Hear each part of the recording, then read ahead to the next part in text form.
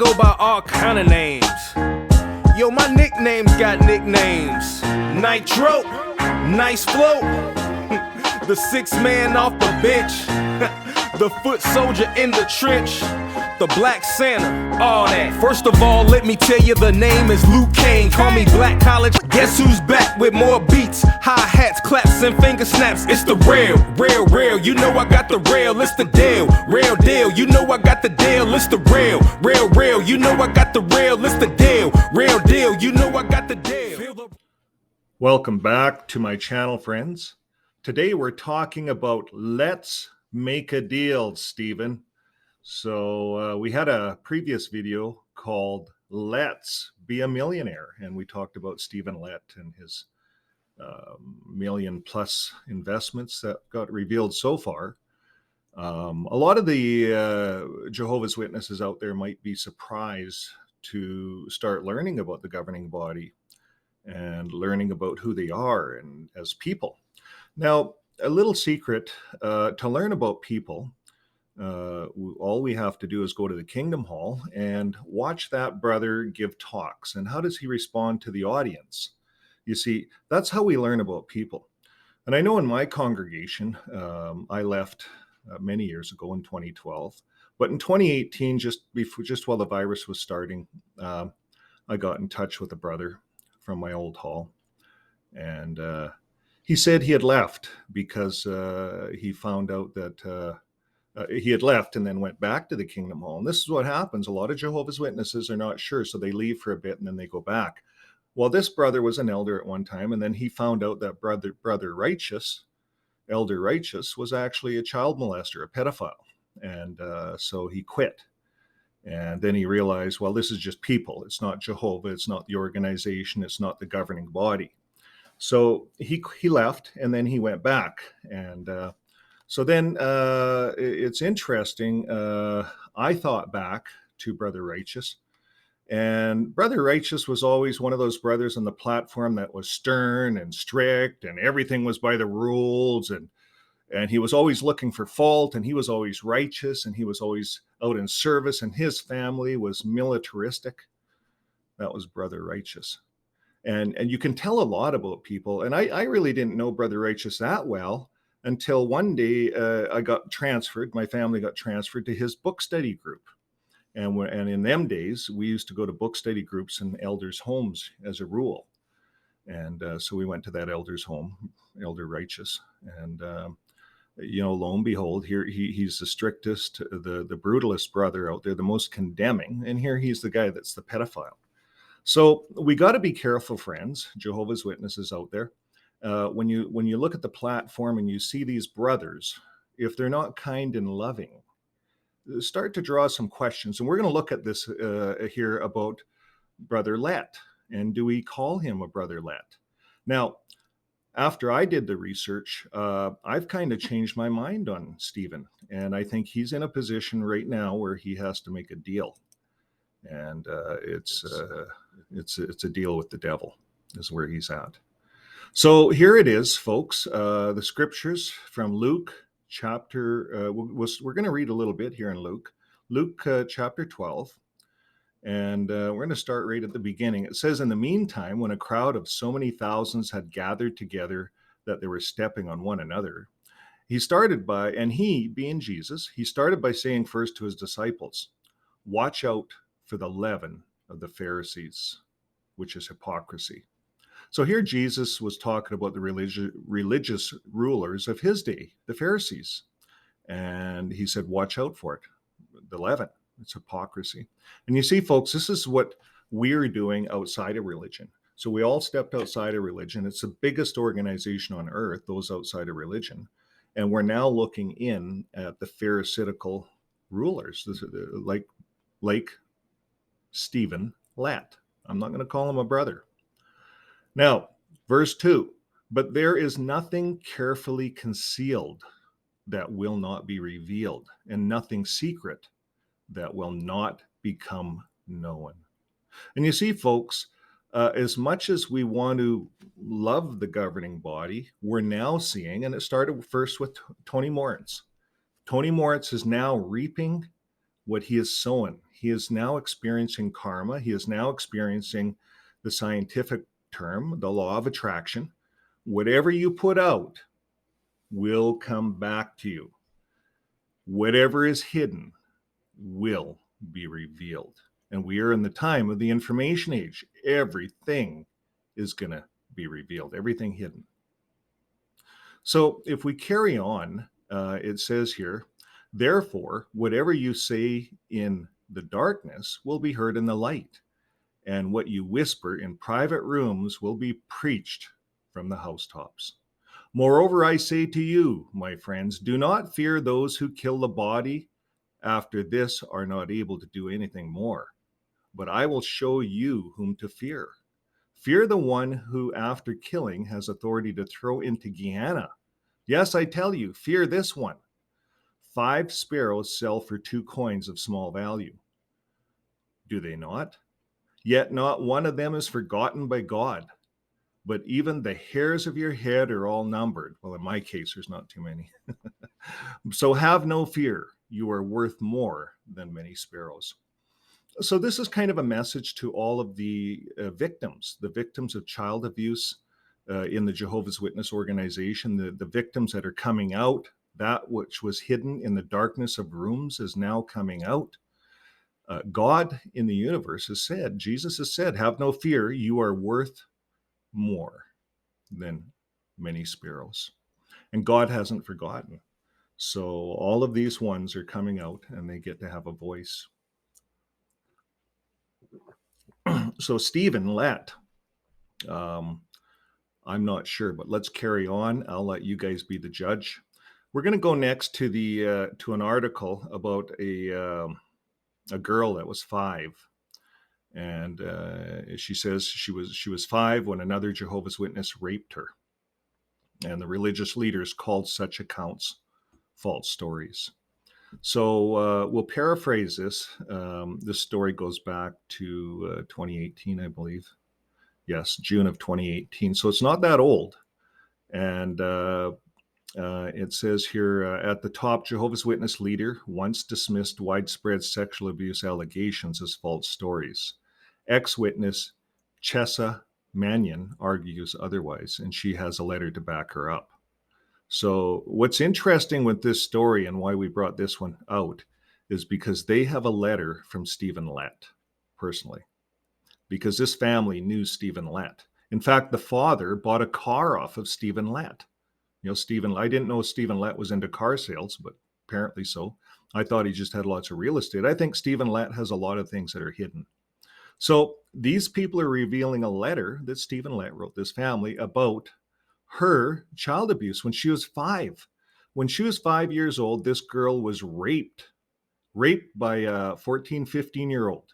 And it was all covered up by the elders. In fact, the father was so upset about it, he knew Stephen. He wrote Stephen Lett a 5-page letter and begged him to change their views about the 2 witness rules. Because where in the hell is this young girl at 5 going to get 2 witnesses? You know, this is why this is all coming out. This is all coming to light in the world, and this will crumble this organization. It will crumble it. Now, everything that is hidden will be revealed. You see, we're not in charge of this, friends. This is in Jesus Christ's hands, the God with the big G. This is not a God. This is the God that walked this earth and made these promises. That's what we're dealing with here. So this girl is now a young lady. She's 29 years old back in 2018. So 19, 20, 21, 22, 23, 5 plus years. She's in her mid 30s now. And she has nothing. She has a terrible life. These people, they went through all of this. This girl became a regular pioneer. They tried to put it all under the carpet, and these things just don't go away. These child molestation things, they don't go away. They haunt the person all the way through their life. Now, I want to go down all the way to the letter that Stephen Lett wrote. But first of all, let's get a view. Remember we talked about getting to know people from the platform? Let's get to know Stephen Lett.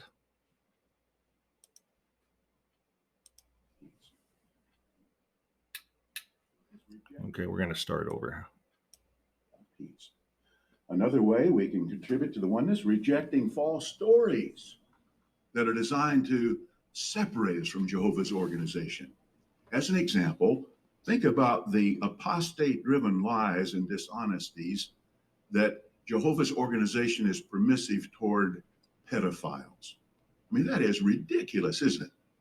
If anybody takes action against someone who would threaten our young ones and takes action to protect our young ones, it's Jehovah's organization. We reject outright such lies. Another example, not falling into the trap of fear of man. So there you got to know Stephen Lett a little bit about what he figures about pedophiles, that they would do anything. Jehovah's organization would do anything to protect young people. So we're going to see a bit more what was hidden, what that man is really about, that gets on the stage, and why his face goes like that and his face goes like this. It's because he himself is a bold-faced liar. He himself. So let's go down. This is a good article. I'd recommend you read it. The Philadelphia Inquirer has done a really good job on it. And we're talking about this girl that's, her life is just wrecked. And she says, as a family, they absorbed the awful news. Their horror turned to outrage. The father was only the member who was a witness, and his relatives have long been skeptical of the organization. So what a way to wake up over all of this. Now, the family tried to leave the trauma behind by moving to another congregation 1,400 miles away in Arizona. And she says, my parents received a lot of opposition, even though I was only 5, Chessa said. I was marked as dirty. They marked her as dirty because they tried to cover it up. And the father, finally, you see in that state, they have to report. So that state had a reporting rule. So he reported, and the police officer said, you have 7 days. So within the 7 days, he received so much pressure from the elders. And now this girl is labeled as dirty. It says she dropped out of school at 14, became a pioneer, a witness who spends more than 70 hours a month in missionary work. She says, I tried to be a good example and show that my dedication to Jehovah would not waver, she said, but I did not get any psychological counseling. My PTSD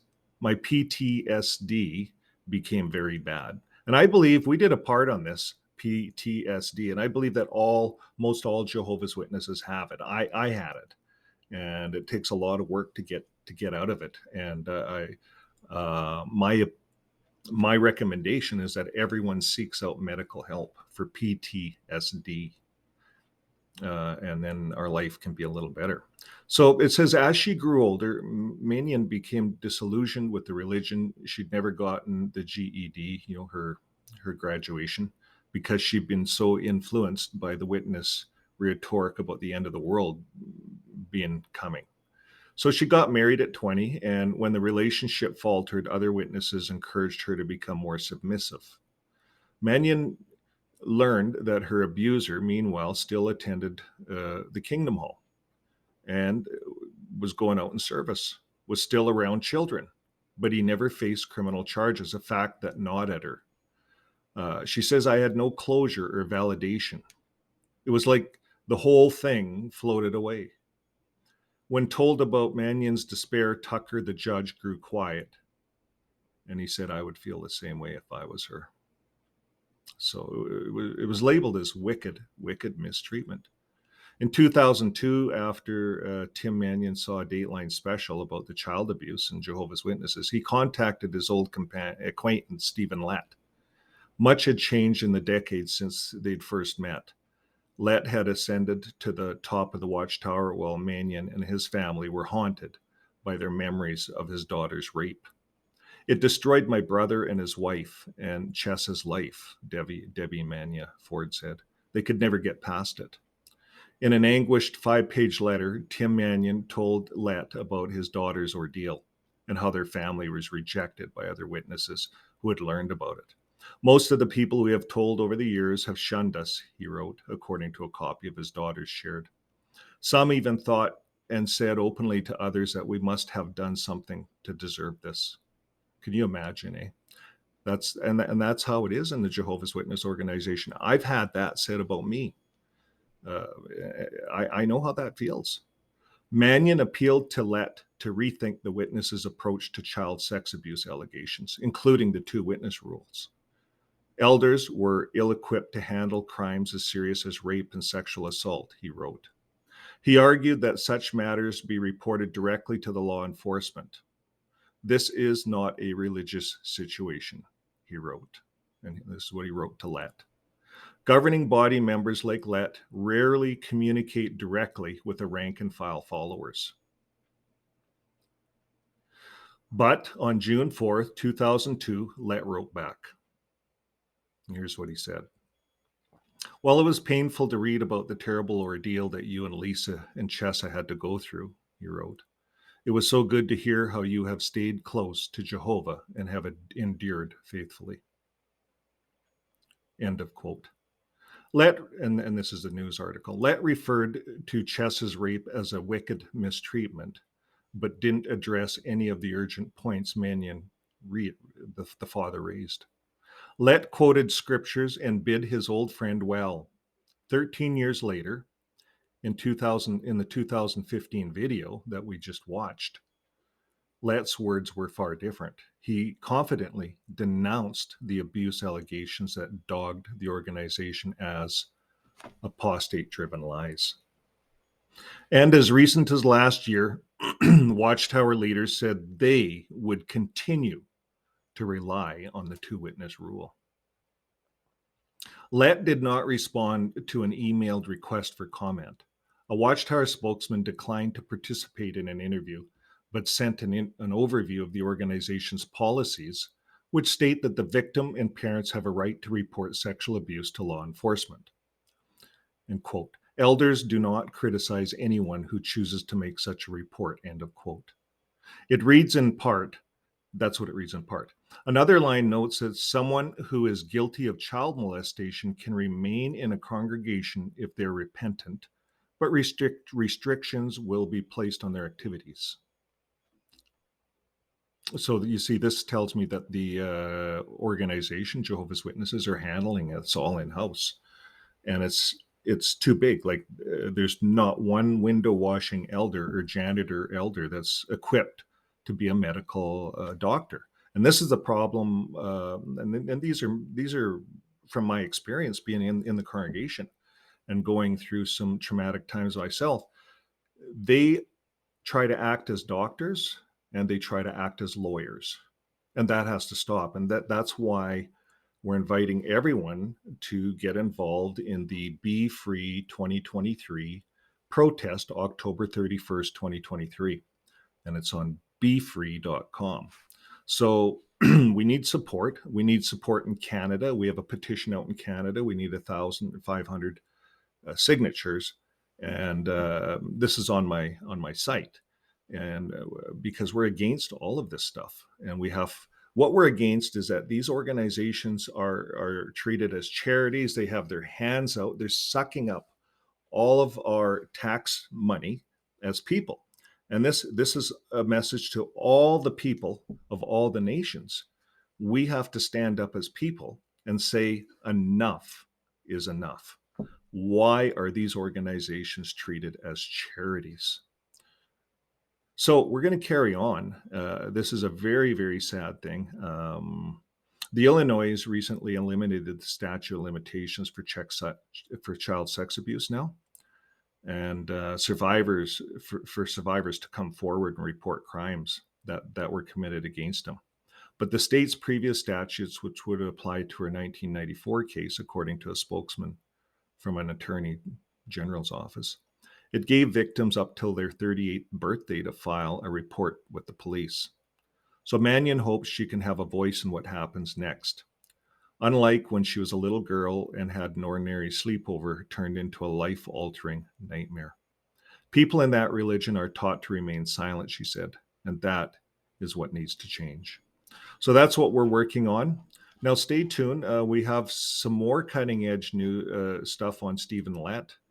And this following clip is from a lady, and she's talking about her brother and Stephen's uncle. So Stephen Lett is her uncle.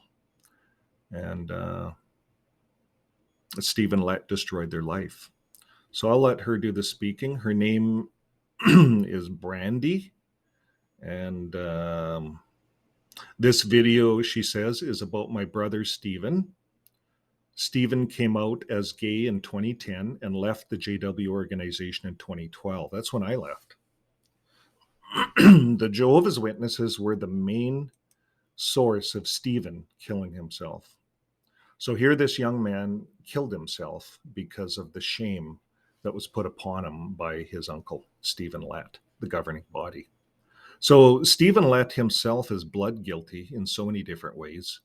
And we haven't even talked about all of the people that have died in not taking blood transfusions. And this is a huge amount of blood guilt upon the governing body for pushing this stuff, this nonsense, and acting like doctors.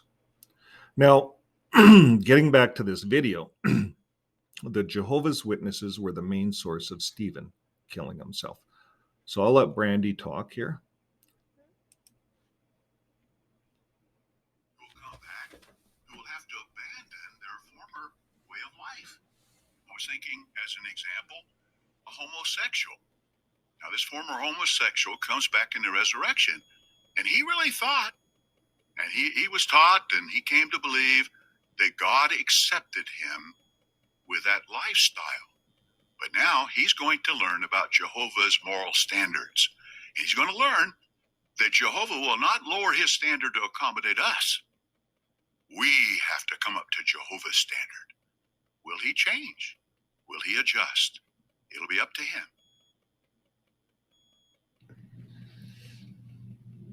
Stephen got baptized when he was about 18.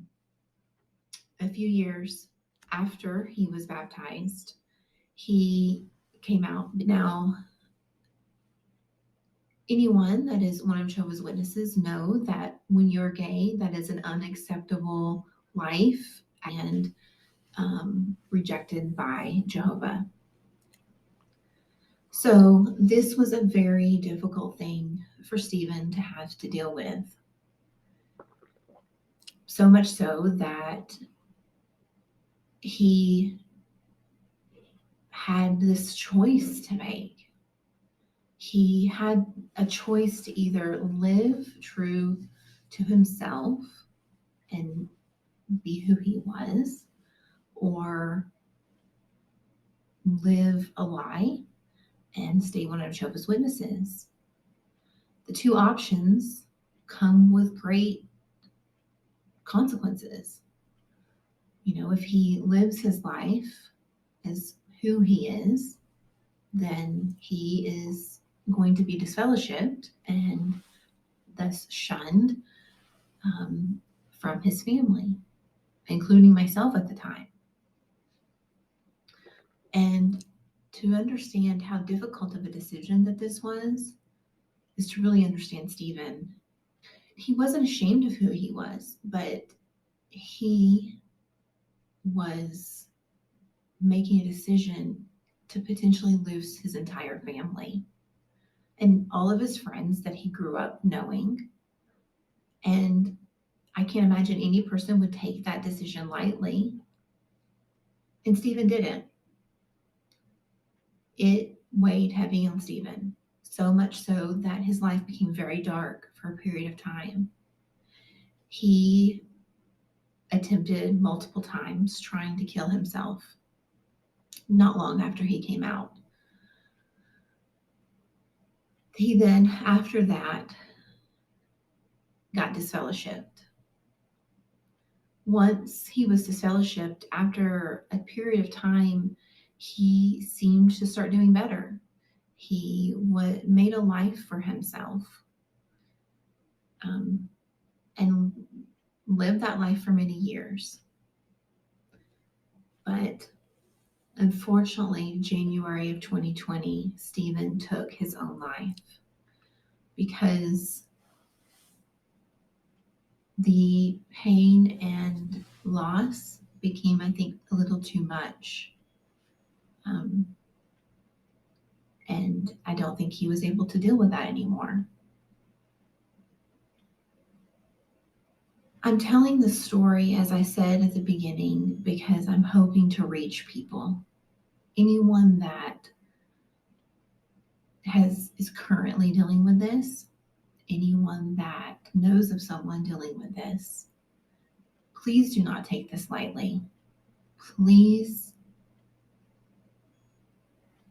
put thought into shunning.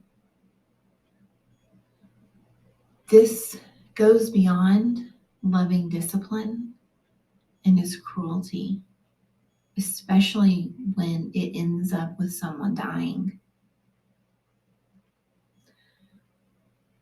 I want people to understand that if you're going through this currently or have, that you're not alone. I wish Stephen could have felt that and seen that. I want to develop a community that shows that they're not alone. I want to address why I'm doing this, why I'm making this video. It is not out of revenge. I am not mad at anyone.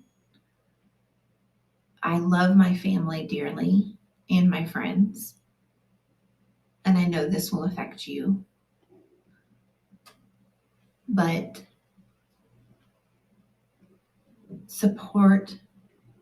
there needs to be support for people that are going through this, because the solution is not suicide.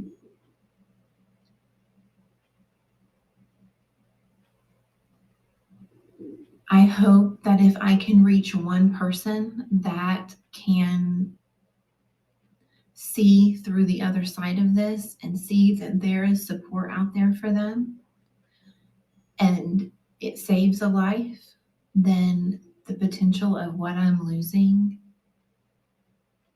that is worth it to save a life.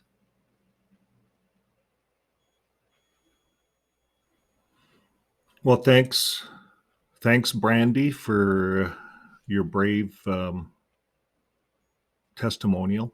So here's a girl a lady that woke up, a sister. She woke up, left because of what happened with her brother. She understood this, and now she's trying to help many out there.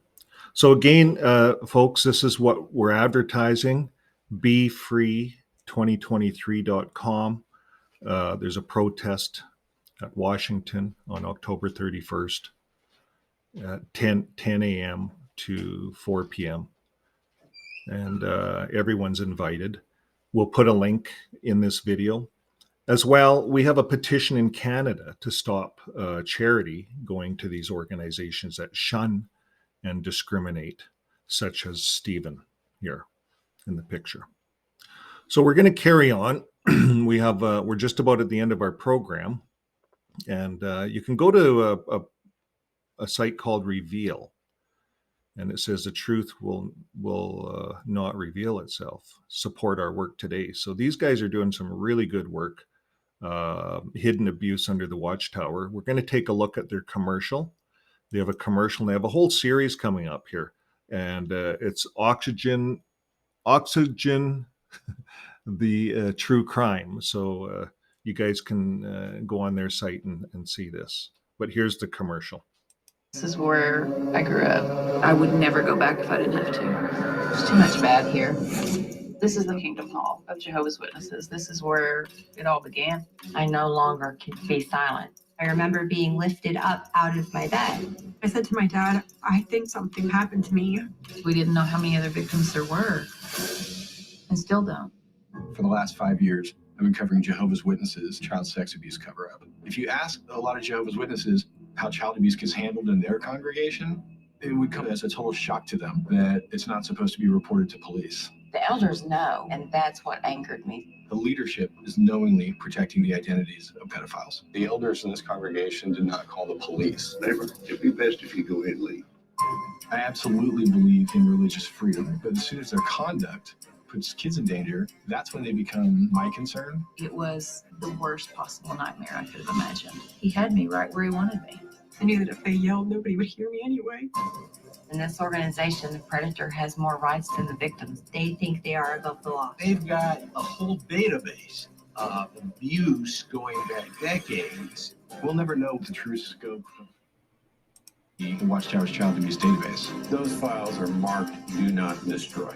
You could try to do a search for Do Not Destroy, but you'd come up with child abuse, Robbery, fraud, assault, and murder. murder, any abhorrent sin. That much sin going on in the Jehovah's Witness Objection. How many child abusers are out there who have never been reported to police? I never told anybody again.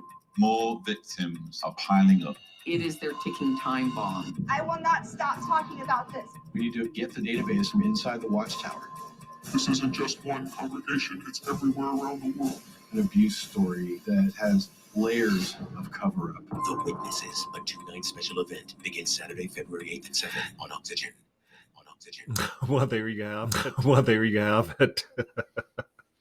So whatever is hidden will be revealed. We come right back to this scripture in Luke chapter 12, and it's so clear what's happening right now in verse 2. But there is nothing carefully concealed that will not be revealed, and nothing secret that will not become known.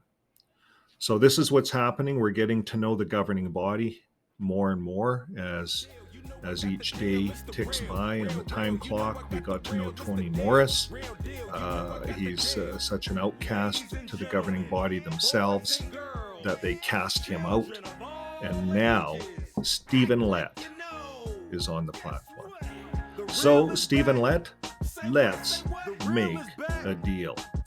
So what deal is going to be made next? Well, friends, if you haven't subscribed yet, please subscribe, and we will keep you tuned in to what's coming next. Bye for now.